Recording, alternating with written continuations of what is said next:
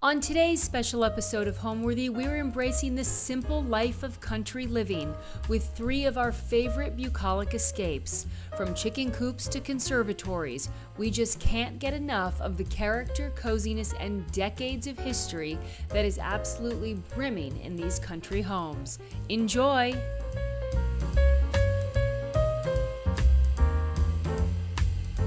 You're watching Homeworthy, where we believe every home has a story. Like and subscribe for more. Hi, my name is Darren. Welcome to my house in Millbrook, New York. This is my weekend house, which has sort of become my full-time residence. And I live here with my husband, Michael, and my twin 13-year-old girls, Bunny and Lulu. Sadly, they have spectacular rooms and a bathroom, which I've designed, but you don't get to see them because we've been told that they're verboten. I've been an interior designer for, I guess, about 30 years now.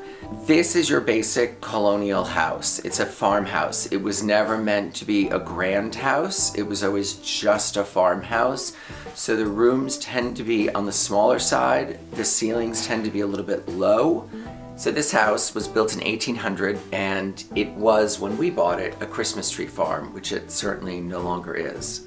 We moved 3,000 trees. We had this idea that we would keep about 75 trees, so we would always have a tree.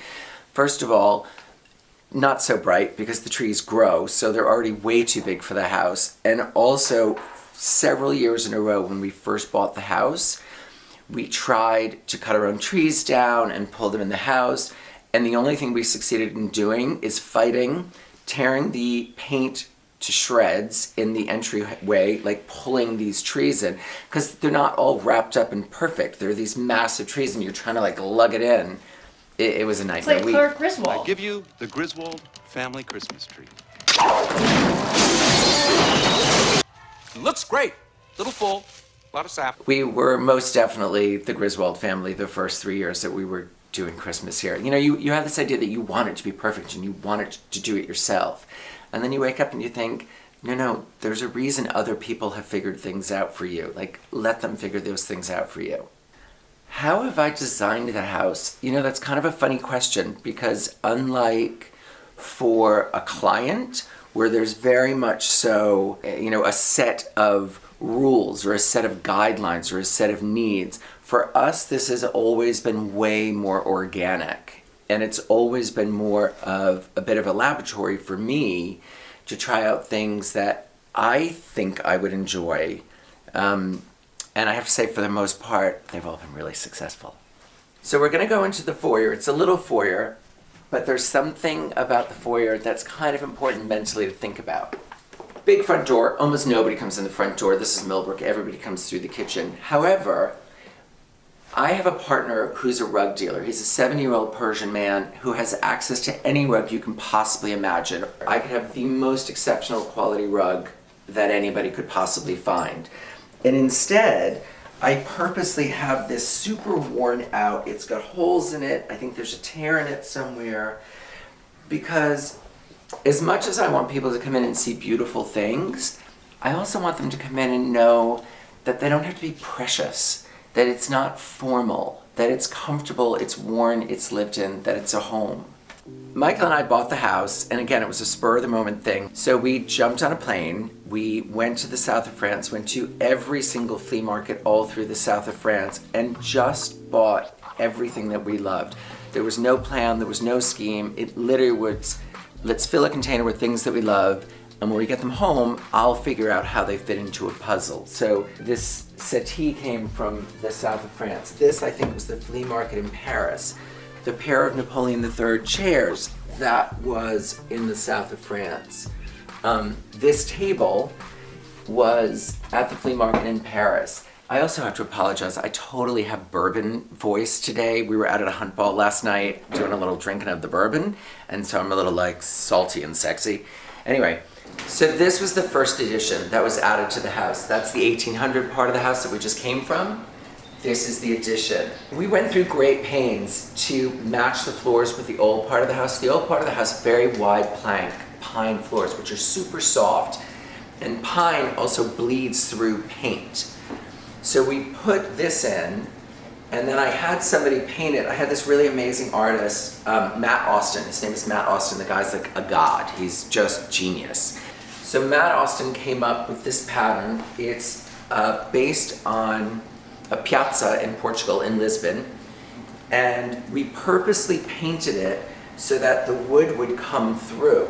And as pine bleeds, that the knots, the oil and the knots of the pine would bleed through the paint and come up. So from day one, this didn't look like a perfect, pristine floor. From day one, it looked like an old, worn floor, and it looked like the kitchen had been here forever. That was the goal. I collect anything that goes on a table. I don't know why. So my husband's an amazing cook, and I swear to God, this was not a setup. He's literally just making lunch. Before we sit down for dinner, my only question is, what are we eating? Because then I know what silverware to put on the table. So I get off on buying tabletop. This stuff is all made in Italy. These are handmade in France. Look at that. Isn't that insane? It's gorgeous.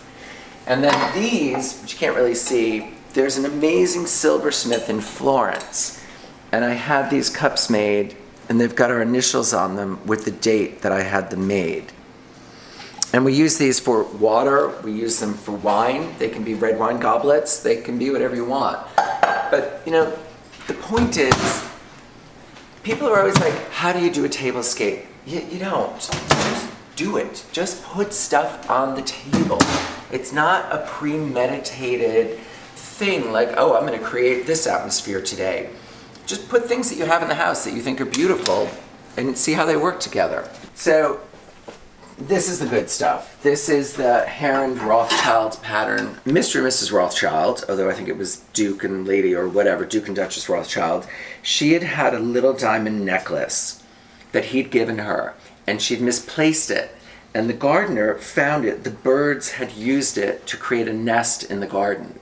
And so Mr. Rothschild commissioned this china to commemorate that moment. And the other great thing about this is, when they were first making china, you would often have imperfections in the glaze. And so they would put these little tiny bugs over what were imperfections, and then it became part of the pattern. The fanciest is this. The fanciest is, and I'm going to forget what it's called, and it's terrible, but I just can't remember what it's called. But it's Heron. And this is all hand painted.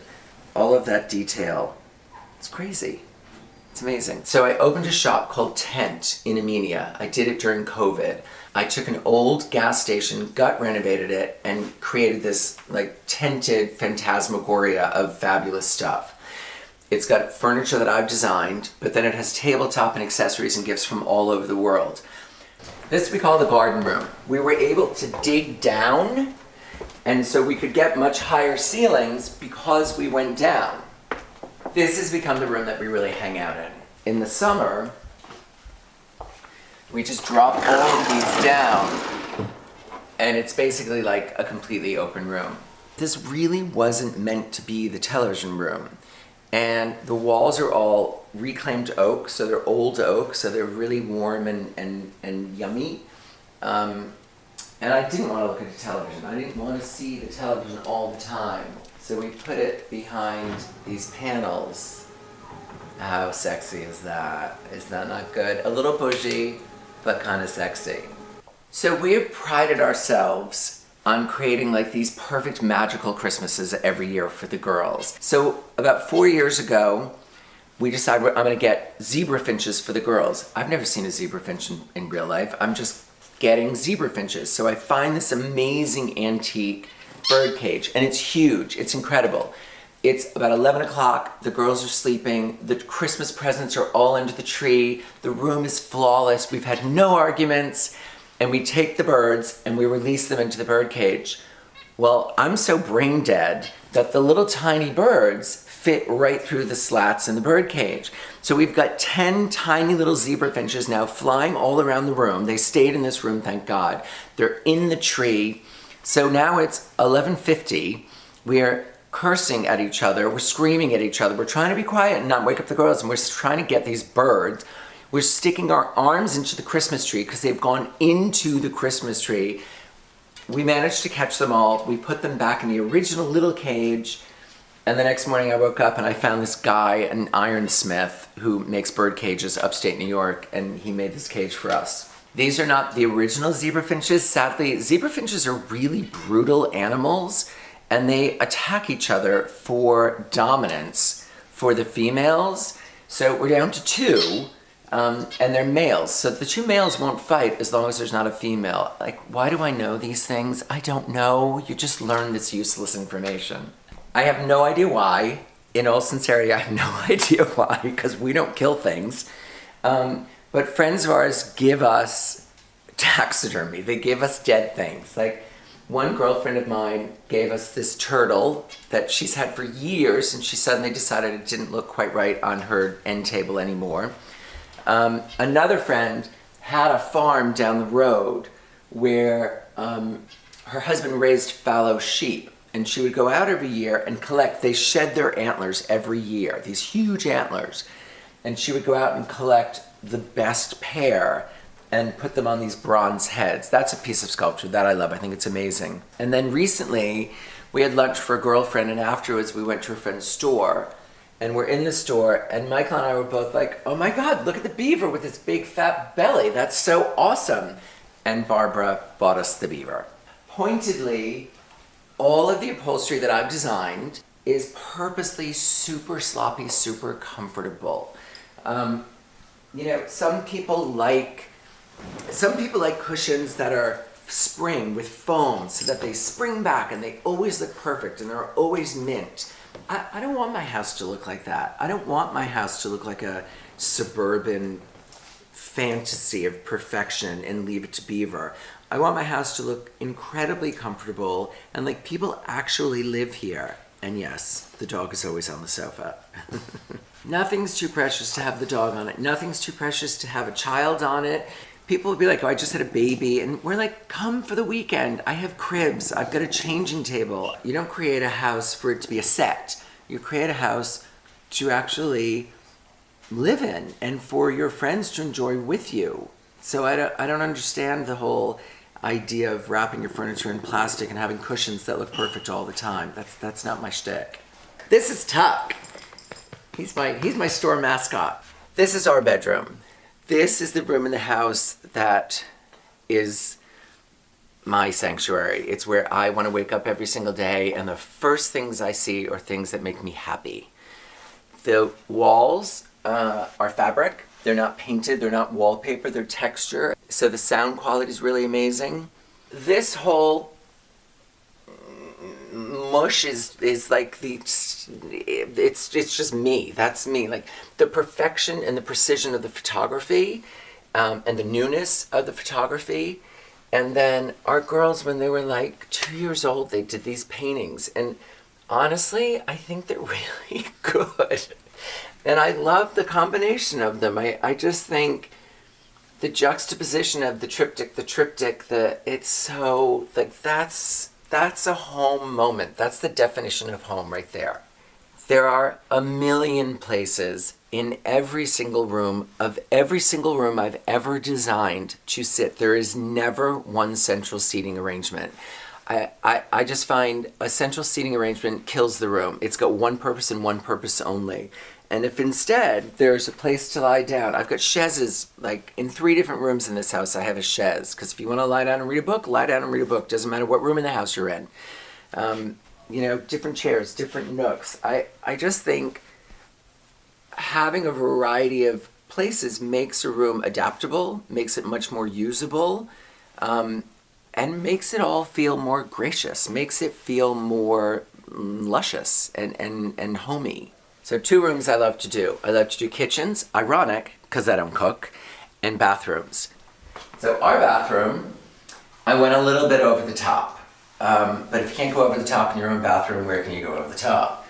So this sink was all carved by a local guy up here. There's a stone that's native to Vermont called Danby. And we got an entire cube of it, and he carved this single sink out. So it's got 2 basins in it. I'm gonna say something a little gross if you're sharing a sink and your husband's like toothpaste is going into your sink. I don't want that to happen. So this is actually carved to flow here. And this side is carved to flow into his drain with a little bit of a rise in the top, but it all looks like one single plane. But it keeps the spit out of my side of the sink. A girlfriend of ours was investigating a company in Normandy that makes all of the brass and copper pots for all the French chefs in France, but all the chefs all over the world. And she discovered that they also made this amazing bathroom, these incredible bathtubs. This is really like a cooking vessel, but it's a bathtub. My favorite thing about this house is that it is 100% me. It is 100% a reflection of me. Every single square inch of it, every single item is what I want it to be. So when I come here, this is nirvana. This is haven. This is heaven. This is home. So the first 6 are named after the 6 wives of Henry VIII. So we have Jane, we've got 2 Annes, and we've got 3 Catherines. And then the other 3 are just other female monarchs. So we've got Elizabeth, Victoria, and Mary. And they all love watermelon.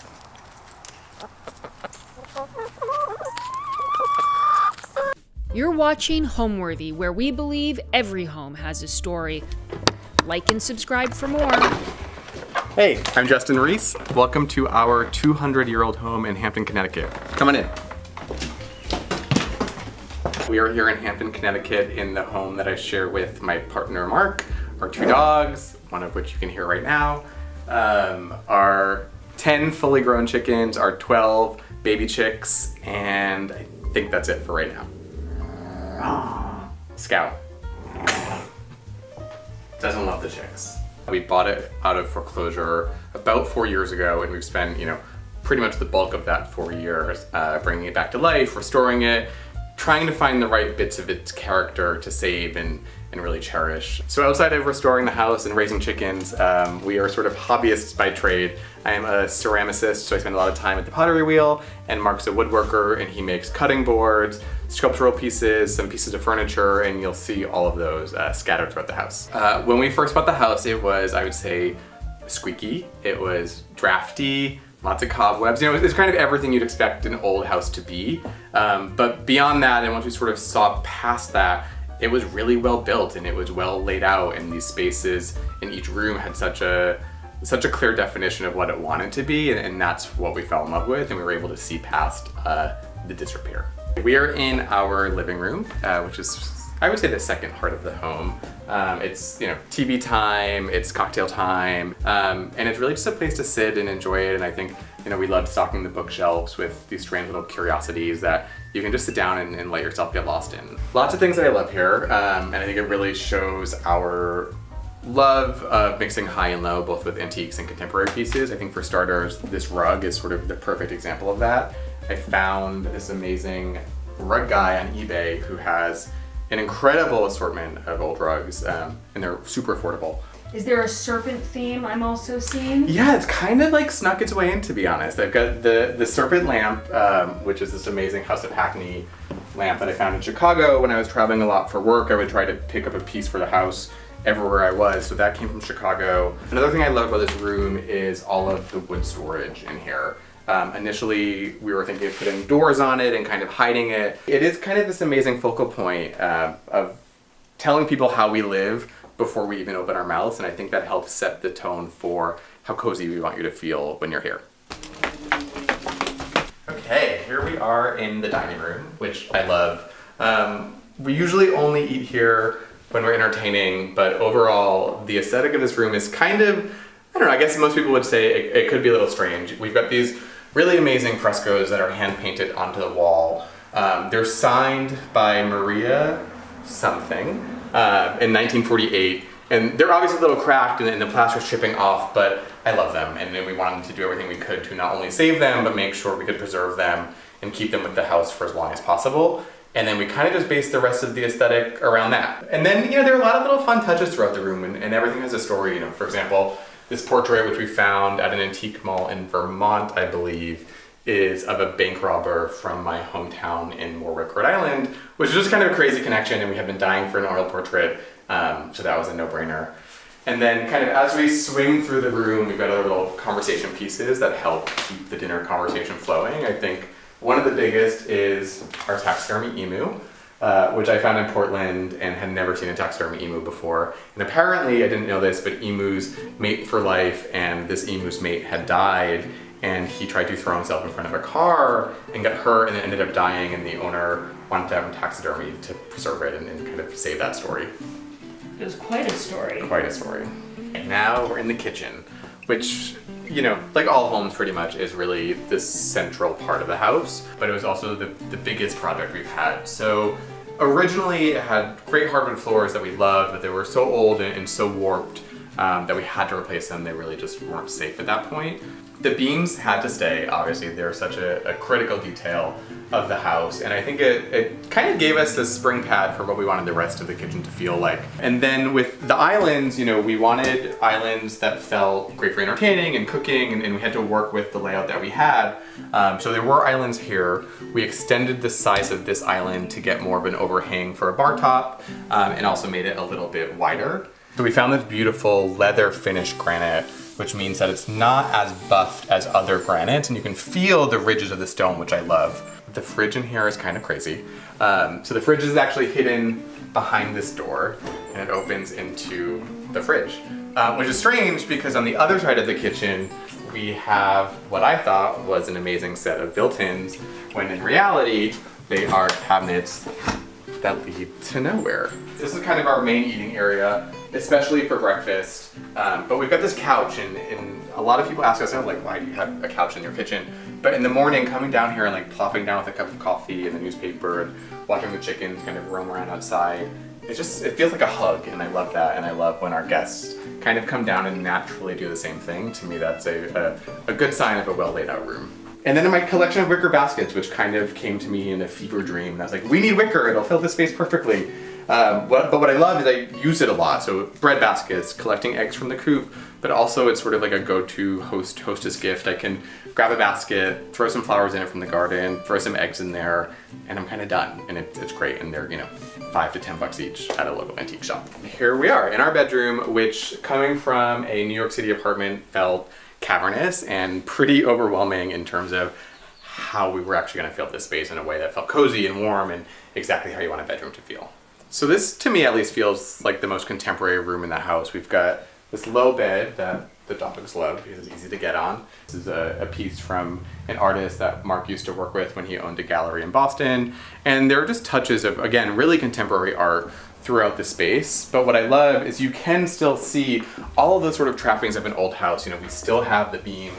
And then I think over here even you can see the seam where the floor just totally slopes downwards. So it's not perfect, and I love that about it. So this is the room that really stole my heart.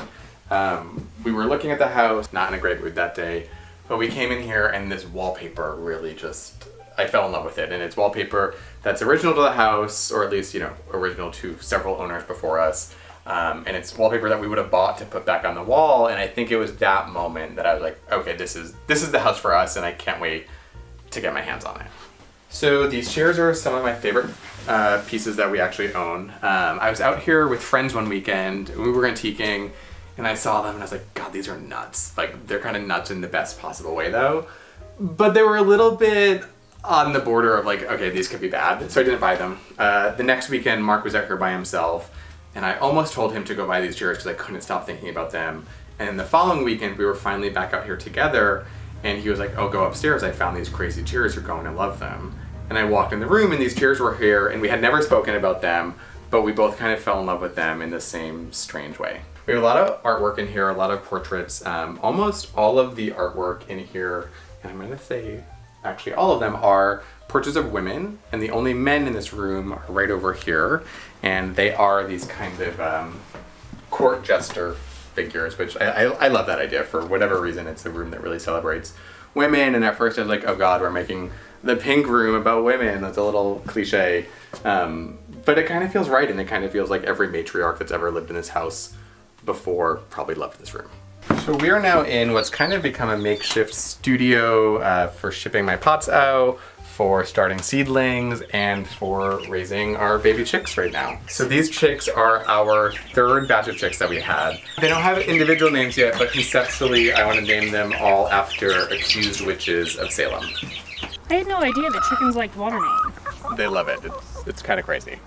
Watermelon, grapes, anything from the kitchen. The chickens live in a coop that was designed by Mark. It was really meant to look like an old English garden folly that felt special and structural and not really like a chicken coop. So we've got the one coop here where the first 10 live, and the 12 baby chicks that you saw upstairs will inhabit the new coop when it's done next week. We've got, let's see, we've got 3 eggs in here.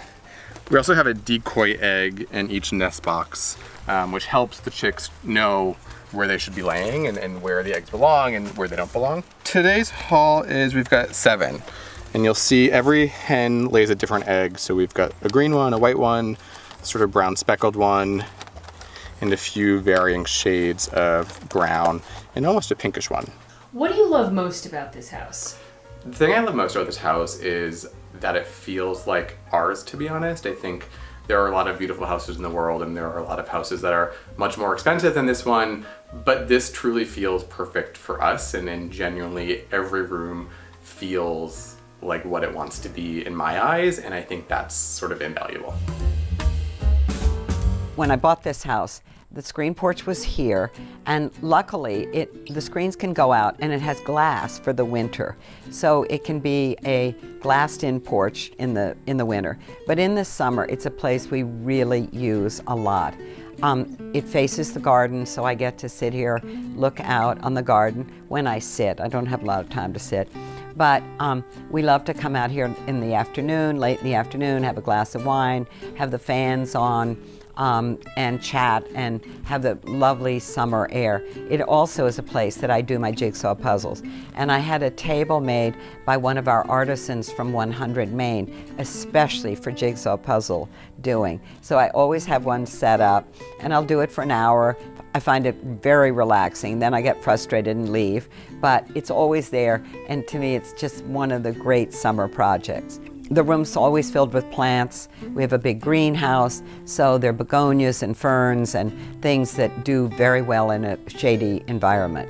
And the plants get changed periodically, but it's in the shade, so we want things that do well in a shady situation. This screen porch is really kind of a nightmare. It's very, very long and narrow. So when I look at any room, I analyze it with its strong suit and its problems. Lots of rooms have problems. They're not always perfect for furniture placement. You have to analyze your elevations, where your windows are.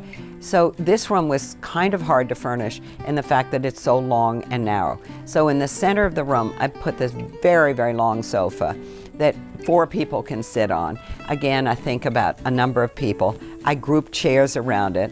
And then at one end of the room, I have a round table that you can have supper or breakfast or sit out and eat at. And at the other end is my puzzle table. So I use the whole space, though you can't do that many seating groups in it. It's also quite narrow, so it's hard to kind of move in, but I tried to make it as comfortable as possible. But any room, the first thing I do is to look at the room and analyze its good points, its bad points. What are you going to do? Design is often correcting problems of a room. How do you make a low ceiling room look taller? How do you balance it? You often start with trying to solve the architectural problems of a space before you even start to decorate it. We have a slip cover on our sofa. I'm really into slip covers. They can go in the wash. They're actually better than upholstery. So this is covered underneath, but this has this duck slip cover that can come off and go to the laundry or into the wash and be put back on. One of the very, very first things that I had for this room is I had a dear, dear friend, Robert Jackson, who was one of the great decorative painters. He was one of my best friends. And he had painted a room for an apartment in New York. And the apartment was sold, and the mural that he painted was taken down, and he was able to get it back. And he gave me as a present when we first bought this house, this part of this paneled room, this painted room that he'd done. And it's one of my favorite garden scenes. I mean, I just wish my garden would look like this panel. And so we stretched it and attached it to the clapboard building. I built the frame around it. But it's one of the things that's been here the longest and one of my great treasures. A room needs plants, it needs flowers, it needs books, it needs something to make you feel, it needs magazines, to make people feel that it's lived in. And I try to encourage that with my clients. I try to encourage them that that's okay. The coffee table can have books on it. I'll buy cashpo for them, like in this porch, these beautiful cashpo that have the caladiums in it, which are made from Delft tiles. I'm always looking for things like that, because then it's very easy for a client to go to Home Depot or Trader Joe's and get a plant and put in there. Just having a green plant in a room makes it come alive, and you feel that it's being lived in.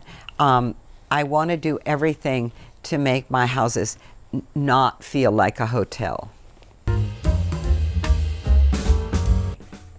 We've come from the living room into the library, and this is a wonderful portrait by a really dear friend of mine who lives in Connecticut, Hillary Cooper, and I loved her work. And I said to her, I want you to paint John.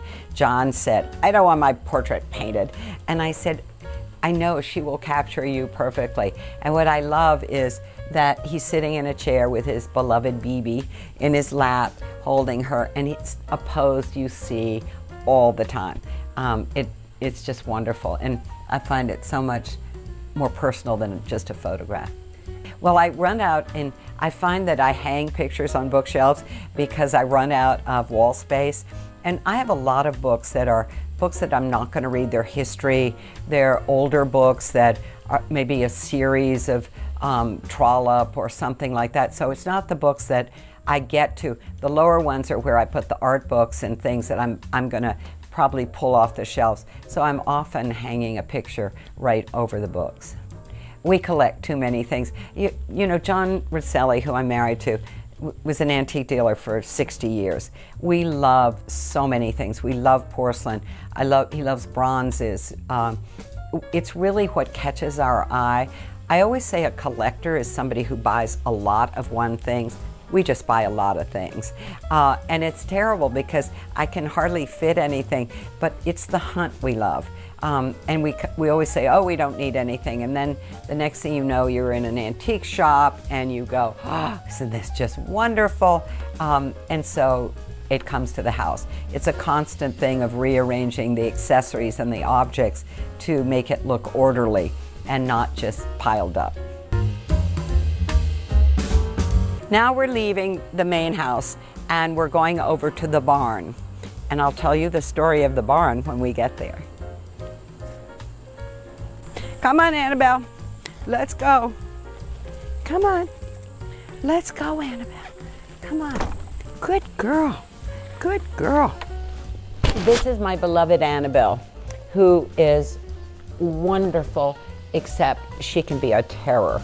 So she can be a terrible terrier, but I adore this dog. She came from Texas, and she's a rescue from petfinders.com. We are now in the barn, what we refer to as the barn. When I first bought this house, this was a garage. It was no windows. It had big 50s garage doors that you needed a remote control to open. And it was filled with cars, trucks, gear, you know, everything. When it was pretty much a mess, but we used it. It had the garbage cans and the extra storage things. And when John Rosselli came into my life, he walked around, and I was so afraid that John would say, why don't you sell this house and let's go do something together. And he came into this room and he looked at it and he said, I think we could do something with this space. This barn is 18th century. It's been here since about 1760, 1780. All the timber frame is original to the farm. And when you started to look at it, you saw these beautiful big wide board ceilings. We renovated it by taking the roof off, taking the siding off. We had to heat it. We had to build the chimney. We put in the windows. We basically left the barn standing at one point and used the timber frame as the accent part of the interiors. It's a room that we wanted very much because, as I said always, that we love to entertain. And this is a big room, so I can have, 12, 14 people. And in the winter, we've got the fires going. It's just kind of very special. It's filled with lots of things that belong to John, things I've added to it, pictures that we love, many pictures of animals and farm animals and that we've collected over a period of time. There's always a huge flower arrangement on the end of the desk that comes from the garden with this time of year it's hydrangeas and Queen Anne's lace, but every week that gets done. And in the winter it gets big orchids and plants. It's just a great place to entertain in. We got married in this barn. We were together for a number of years, and when we decided to get married, we did get married right in front of the fireplace. And we had 18 people for lunch in the conservatory. And my nephew, then later, many years later, I gave a wedding for my nephew, and Carter and Kate got married here. And then during COVID, my niece and James got married in this room with only immediate family. So we've had 150 people, we've had 18 people, and we've had 8 people for family weddings. So it's really very special for us. You also, if you look closely on a needlepoint chair in this room, is the newest member of our family. About a month and a half ago, 2 months ago, a wonderful cat came into our life, her name is Snowy. She's beautiful white with pink ears. One of the very special things in this room is the mirror over the mantle. It's an extremely large convex mirror, which is, you usually don't see, convex means it's curved, and you don't see them this big that often. And the beauty of it is that it reflects the entire room. So it gives, when you look in the mirror, you see the whole room, which you don't often see if you just have a piece of straight plate glass. This was a mirror that John had, and we restored it, and it's just a very special piece.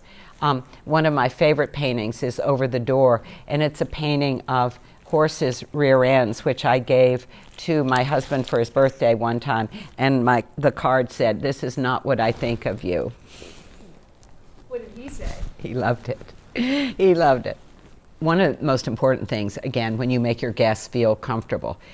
Have you ever sat down in a chair and had no place to put your iced tea or your glass of wine? And do I put it on the floor? What do I do with it?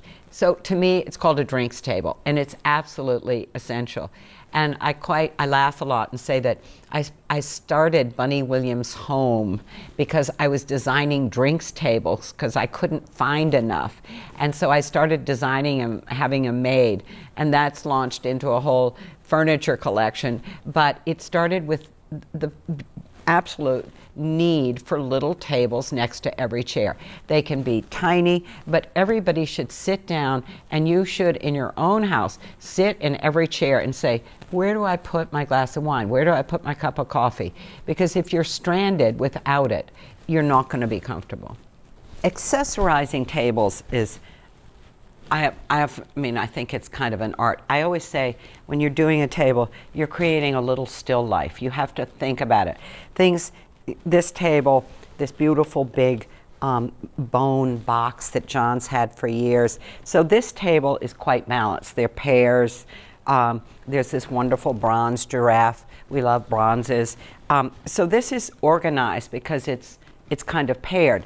On the other hand, on this table, John, over the years, has been collecting these incredible silver fish. So they're not pairs, but you have to arrange them and balance them and line them up. And it's complicated because when it gets dusted and clean, somebody's got to put it back the same way. So having objects and accessories does take some maintenance. I actually love it. I mean, I walk in a room, and when I come here every weekend, I'm always pushing things around a little bit, but I actually love doing that. But you have to think of your tables as a little bit of a still life each time. It's funny in life, you kind of never know what's going to happen.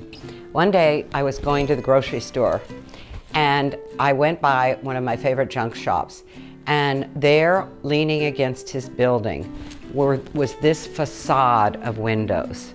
There are 3 arched windows that I did a U-turn, went in, and I said, those windows are so beautiful.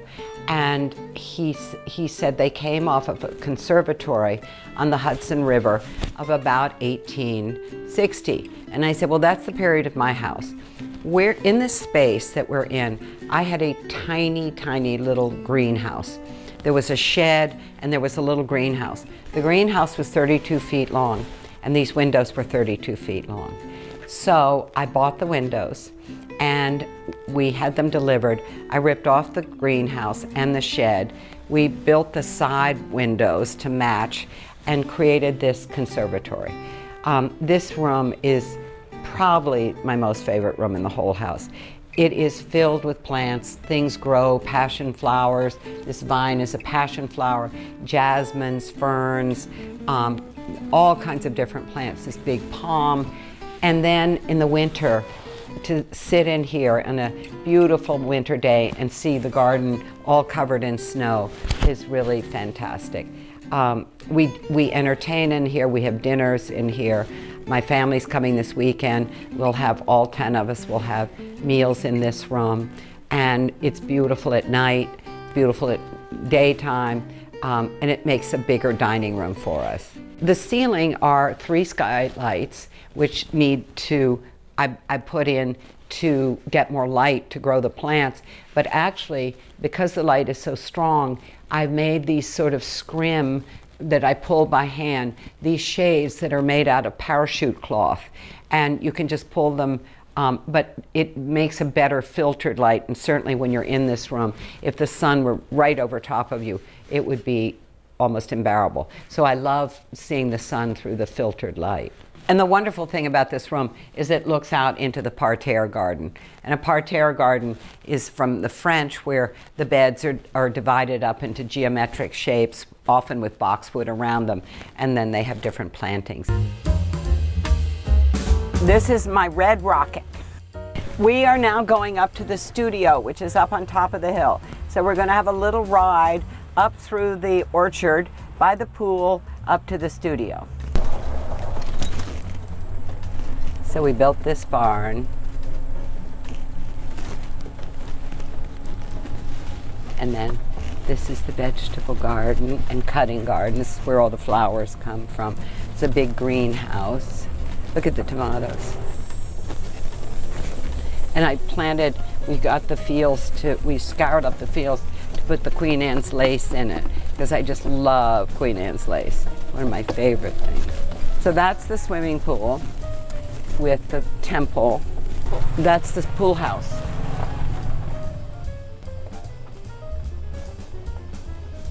All of this I had to create. It was an A-frame house with a wooden deck around it. It was so ugly. That property where the pool was, I couldn't afford, and it was a field, and somebody bought it, and then I ended up buying it from them. This was a house somebody built and lived in, and I bought this probably 5 or 6 years ago. And where we go in was just a dirt cellar. I mean, it wasn't even a finished space, but I had this idea that I wanted it much more contemporary, and I wanted it to look like it belonged to the property, but I wanted these big glass windows and the view and everything. So I had no idea COVID was coming, and so I worked here for 2 years, completing 2 large projects. So it's been pretty special to me. Okay, you can go in. You can go in now. Yes. This is my gym. I knew I would never grow in a gym if it wasn't pretty, so I hung a 19th century garden tapestry in it to make it not so gym-like. I also hung a collection of needlepoint pictures that I had collected years and years ago that I thought were sort of granny. So I took them down, but I saved them. And then when I did this very modern space, it gave them a new life. So this is what I call the studio. And this room that we're in was a living room, a kitchen, a laundry room, 2 bedrooms, a loft with a sleeping loft. It was all chopped up, and I had this idea. It was an A-frame house, and I had this idea of one giant room with windows at both ends, so I could see the view of the Litchfield Hills, the clouds. I wanted it much more contemporary. I wanted it very clean, and I wanted a place that I could sit by the fire, read a book. I could have my samples. I have this big work table with my computer. I have a drawing board. I can work on plans. I have easels to paint and draw. It's really a studio. I can do a little bit of everything. I built in bookcases to bring my gardening books, my art books, my interior design books, some of my old magazines. So it's a reference library, my samples that I use that are changing all the time, my inspiration board. There's no kitchen in this house. I didn't want, John said, we need a kitchen. I said, no, we don't. We have a house with a kitchen. This is not about cooking and entertaining. This is my getaway place. I have a refrigerator drawer and a freezer drawer. So I have ice and I can have, you know, drinks and things like that, but that's all I need. It was a house with no architectural merit. So it was prime to gut it. There was no, you know, it was home built. I mean, somebody had built it themselves. So there was no architectural merit to this house. It would be, I couldn't do this to my period house. I couldn't rip out all those moldings. And the scale of it with this big high ceiling lends itself to just simple plaster walls and poured concrete floors. So the bones of this house I knew would always be more contemporary, simpler, and I wanted it to be very much a part of the landscape. This house probably was built in maybe the 80s, 70s, and it was built by a couple. They built it themselves. So, as I say, there was the volume was great, but there was I wasn't ripping apart any, you know, history. So that's what's fun, to take a space that you can renovate and do that too, because you're not destroying something wonderful. I have some antiques in here, but I have more contemporary furniture. But it's, again, a mixture. I'm not going to do the chairs are contemporary. This is a chaise that I do at Bunny Williams' home. I've got French chairs. I've got this big table that came out of a library. So it's a mixture. It's a mixture of modern art, a modern background, and some antiques. This cabinet is actually an Edwardian file cabinet, and it's perfect for papers, for the pens, for all the art material, but it was originally a filing cabinet. This is what you put so now I have my papers. It was just the perfect storage piece. I could have bought a big metal filing cabinet, but I thought this was more interesting. I love these hall chairs, these wooden chairs were made for halls when people came in their wet coats, so there are no cushions and seats. I've always loved them. I find that chair almost like a piece of sculpture. So I look at furniture. There's an African chair. I mean, doesn't that look like a piece of sculpture? So furniture, to me, it has to catch my eye, the shape of it, and that's what makes you like it and want it. I love having a big branch, and again, any room, if you put something tall in it, even if you have an 8-foot ceiling room, put a big branch in it. It's going to make the ceilings feel taller. And I think people are always doing things that are too small. Go for it. Do something bigger. And this is the simplest thing in the world to do, is to have a big branch in a glass vase. You can cut them along the side of the road. People ask me this all the time about what inspires you. I think that you have to always be looking at new things. You have to, I think a designer's brain is like a scramble of everything they've seen. Trips that you've been to, places that you've been. And what inspires you in the end is to take a space like this and think, what do you want it to be? And then you go back to references of things that you might have seen. I have all these scrapbooks and I like, oh, I want the plaster walls. I'm sure someplace I saw this raised hearth and I love the wood underneath. So the inspirations come from this, I call it my scrapbook in my brain, of things that I've exposed myself to over the years. But it's not just one thing. I don't think we should be inspired by just one thing, because then you're copying that thing. What we want to do as a designer is see a lot, take a lot, be inspired by a lot, and then put it together and make it our own. You can feel discouraged. I don't think you're uninspired. You can go to a project. Years and years ago, I had these wonderful clients. I knew them personally, and I had worked for friends of theirs, and they asked me to come and work on their house. And I drove up to a house that was really the ugliest house I'd ever seen. It was uglier than this house. I didn't know, I actually was one of those things where I thought, I don't know what to do with this. So I was almost ready to say, you have the wrong person, when they were showing me around the house.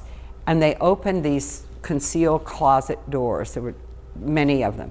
And they opened the concealed closet door, and in the closets were the most beautiful sets of china I think I'd ever seen in my life. I mean, sets for 20 of imari, of coal port. I mean, just extraordinary china. And I thought, anybody who would buy this china, there's something here. And I ended up working on this project, loving it, pushing myself out of my comfort zone and being excited by it. And it was one of the first times I've done that. And I thought, we all have to think outside the box and go for it. I put these 2 big chairs by the windows, and John and I come and sit. The problem with the chairs is I often come up here to read or do something, and I sit in the chair and I just look at the clouds. The interesting thing about a house and a garden is you can't love one thing more than another. It's like you can't love one child more than another. You really shouldn't love one dog more than another. What happens is that every place has a special time and a moment. The kitchen when you're cooking, your bedroom when you're sleeping, the screen porch when I'm doing puzzles, this studio when I'm working, and my garden all the time. It's just something that we use, all of it. People are like, where do you go? I said, you don't understand. I get up at 6 o'clock in the morning. I'm out in the garden, cutting flowers, doing flowers for the house. I'm a putterer. I like to work, I like to be in charge and have ownership of my house. Come back in the kitchen, make my peaches and yogurt. And then you go on and you think maybe somebody's coming for dinner, and you're in the barn, you have an hour in the afternoon, you go on the porch, work on your puzzle. You use your whole house, so it's really hard to pick one favorite spot. And I wish I had more time to be in all of them more, but we try to make the best of it. But I'm so glad all of you came, and I hope maybe one day you'll come for a garden visit. Bye! Thanks for watching. For more Homeworthy content, be sure to like and subscribe.